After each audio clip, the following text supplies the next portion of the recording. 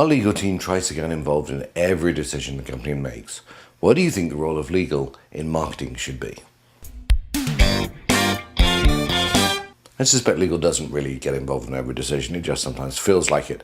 Now, of course, they really might get involved in every decision, but that's something for another time. What I want to deal with here is a typical company and its marketing and business decisions, and try and separate out the role of legal and how you should handle that role.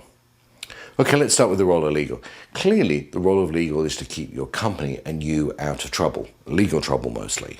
And there are some really obvious places where everybody would think, well, I know legal's involved there. It's naming and trademarks and patent filings. Clearly, they're critical to contracts and other legally binding negotiations.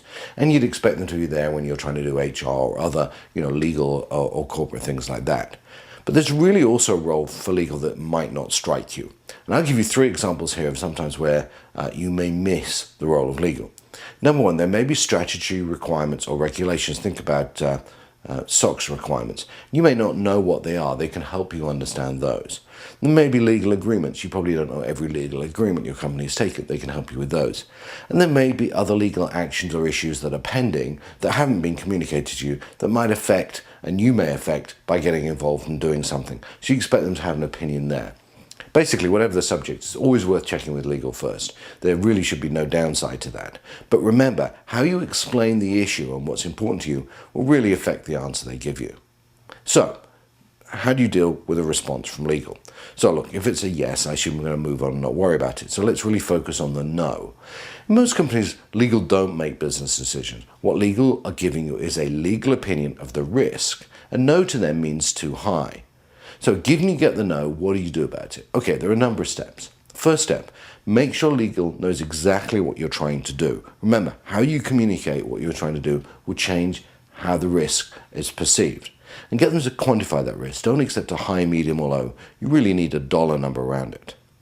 Challenge them if you think they've misunderstood the plans. They may be giving you a legal risk of doing everything. You may be trying to do something more narrow. Number 3, you've got to quantify the benefit to the business of doing what you want to do. And then, assuming the benefit is greater than the risk, escalate this to your boss. Now, the last step may seem radical, but remember, this is a business, and all businesses are about taking risks. If that risk is too high and the value is too low, then it's clearly not worth doing. But if the value is high and the risk is high, then that's something business people are made to decide and fight about all the time.